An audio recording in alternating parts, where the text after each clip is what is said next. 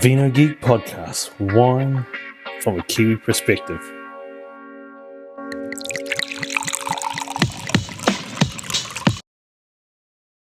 New Zealand became famous for Sauvignon Blanc, but now is there another grape that's garnering international attention? Albariño, is the question has been asked whether New Zealand Albariño is any good. Let's dive into it. So what is Albariño, you might ask? Well, it comes from Spain, in Galicia, right in the top northwest of the country, and it is known as the seafood white. It's grown right on the coast where a lot of seafood comes, and so it's fresh, it's vibrant, it's aromatic, it's got a little bit of salinity there just to give it a little bit extra, and it loves the New Zealand maritime climate. Why Albariño, you might ask? Why did New Zealand growers and producers start planting Albariño? Well, why not? I mean, it's a grape very similar to Sauvignon Blanc. We've seen the success of Sauvignon Blanc. It is a hardy grape variety. Its use been battered by coastal conditions and things like that. So that's what New Zealand has. It has diverse weather patterns. It has a lot of maritime influence.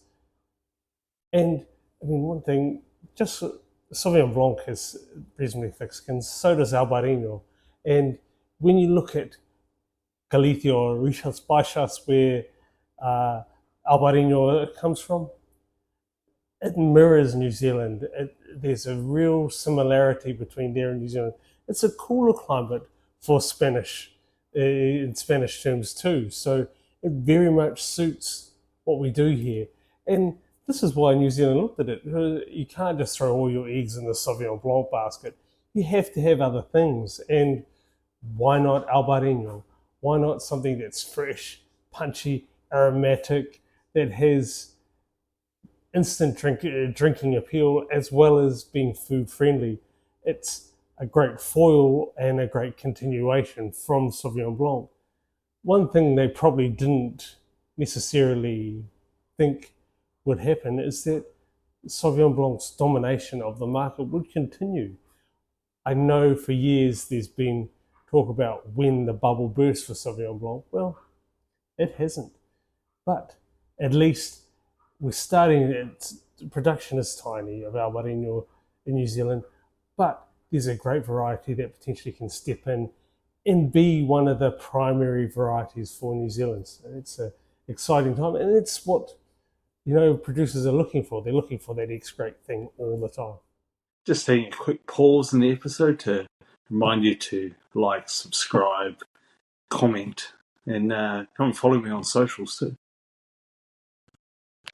A little interesting fact that of Albariño in New Zealand is I actually helped plant the first Albariño vineyard in the country. So I was finishing my study. Should have been studying for the final exam, but instead I was getting up before dawn and planting Albariño vines. It was really, really eye-opening experience. Obviously, just working in a vineyard, fresh out of study, and to be on the coalface of a new, exciting variety. So, obviously, I have a personal attachment to this variety, and I am very biased when it comes to that. And the wine of the week is actually from this vineyard because why not? What's interesting is that this vineyard, the Bell Vineyard in Gisborne, being the first place to produce Albariño,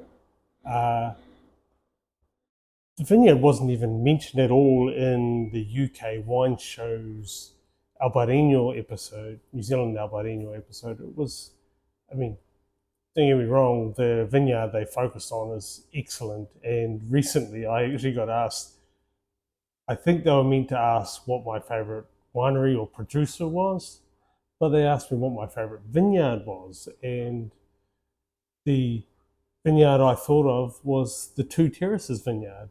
And Ian Quinn of Two Terraces Vineyard was who the UK Wine Show was talking to about the about Albariño.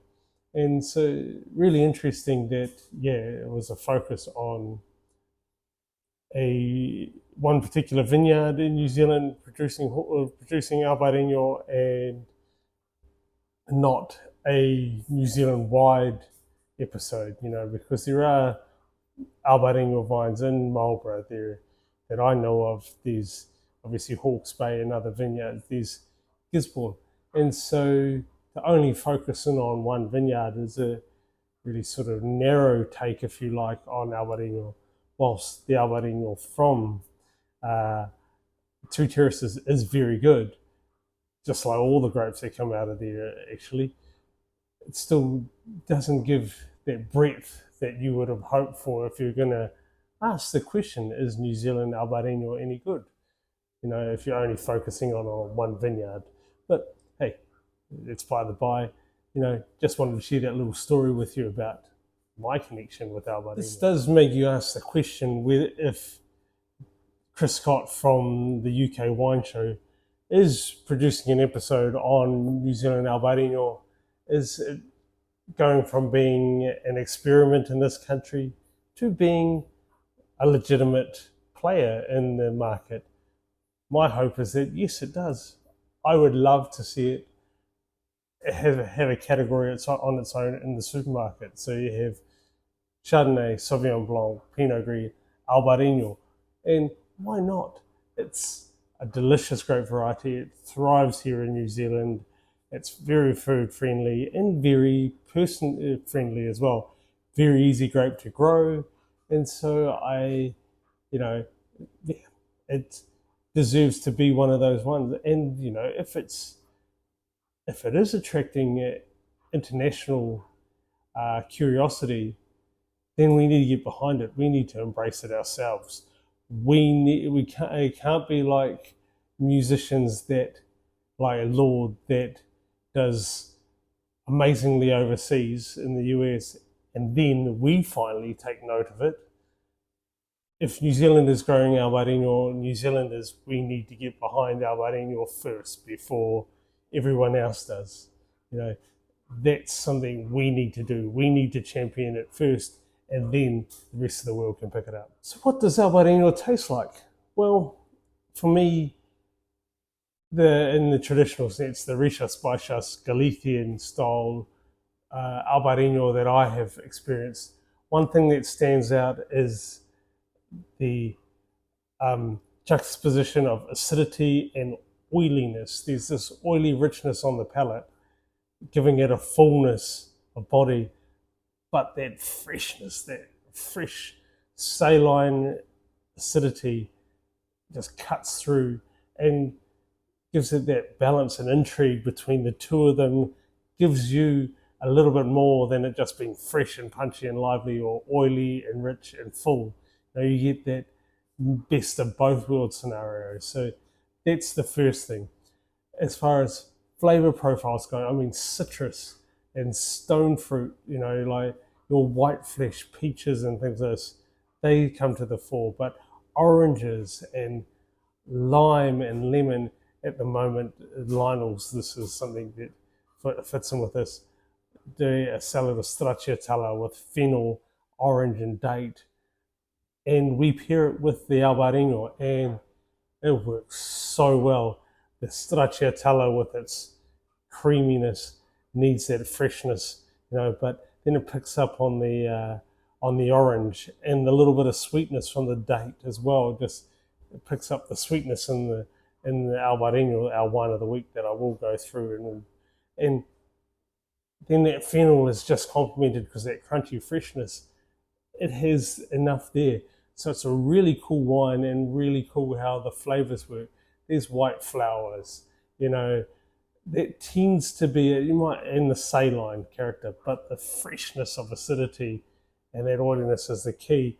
In New Zealand, examples, they tend to go one or two ways, one or another way, whether it's zippy and fresh with that fruitiness, or the fruitiness with a richer, more oily texture. So they haven't quite got that balance between the two. A couple have got really close with putting it in barrel to give it that textural component with that freshness, which I think works really well. And it's probably something, you know, whilst I wouldn't expect every Albariño to embrace, because you want some of those lighter, fresher, easier styles, and you want the more complex sort of food forward styles to and have that juxtaposition. So especially for restaurants, you can have more than one Albariño on your wine list. Or if you're hosting a dinner party, you might be doing a fresh light entree, so have a fresher, lighter fruit forward style. You might be doing a heavier, complex style main, so you can go with heavier complexity. So you can have that little play and adjustment. But yeah, freshness, citrus, saline, and florals.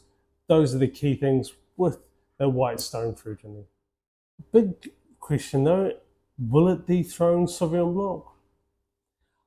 I don't think so, but I'd love to see it as the Robin, if you like, to the Sauvignon Blanc Batman, to be that 1-2 punch. So New Zealand is not just Sauvignon Blanc, there's another great variety here in New Zealand.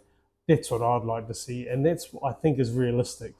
In time, if we as a Kiwi public get behind Albariño, and we don't have to say Albariño, we can say Albariño, that's fine. Just get behind it and enjoy it. Or as an ex-rep that I dealt with used to call it, Albert Reno.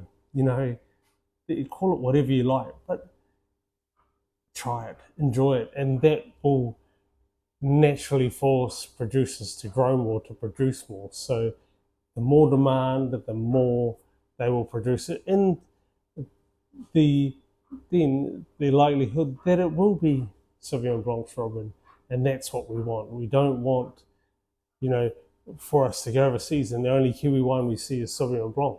It'll be nice if we go overseas and you see the odd Pinot Noir, you see the odd Albariño, maybe even the odd Chardonnay, which I doubt it, given that basically every country in the world makes decent Chardonnay. So that's a hard one to top. But if we can get these other varieties in there, that would be great.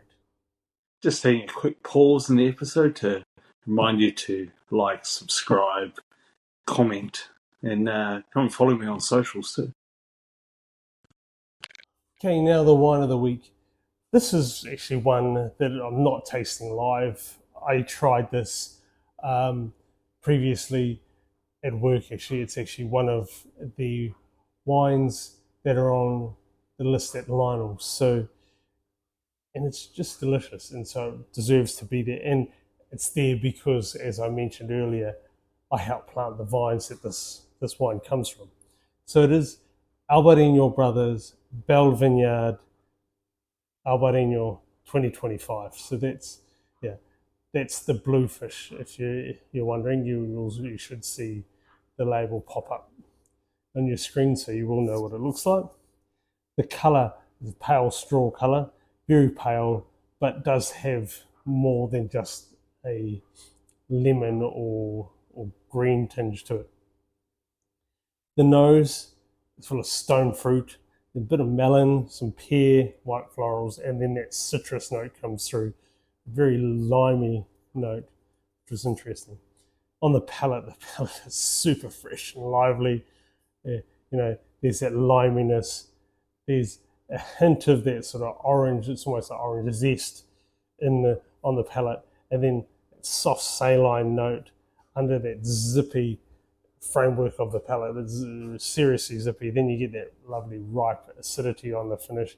It creates this long length, and like a slight pear drop character comes right in at the finish that just is carried along on that acidity that just keeps flowing. Really nice. It's like, you get that really tart citrus freshness, and then that relief from a slightly sweeter fruit. Super delicious wine. And as I said at Lionel's, we serve this alongside it's paired with the stracciatella salad that is with fennel, orange, and date, and endive. Really good combination and works so well. And the wine grows in arm and a leg, which is, I love seeing that when, a wine goes from being delicious to being really good. And that's what happens when you have the salad in this. So that would be my pairing, if you like. But think seafood, think light, think fresh, think punchy and vibrant flavors will suit this down to the ground. As far as the score goes, I mean, one thing, it's just, I would have loved to see a little bit more textural element on the palate that stops it from really going into that very, very top echelon. But, easily sit this at a 93 out of 100. Excellent wine, well weighted, well structured, just for it to go to that 5-star rating, it just needs that extra textural element that would just drive it right through to there. But lovely drive, lovely presence, lovely drinking wine. So that's our wine of the week this week. So there's some things all up, whilst I love Albariño and I love the fact that there's some international attention around New Zealand Albariño, because it's so nice that these people are talking about something other than Sauvignon Blanc from New Zealand. I mean, as Kiwis, we know that there's so much more that is produced here. But the rest of the world, they don't know that, or they don't need to know that because of what they have elsewhere. So it's nice to see, a little bit of international recognition and to be able to really sing Albariño's praises again. Because this is actually my second episode on Albariño, which shows how much I do like it. So yeah, as always, thank you for joining us. Sante Barak.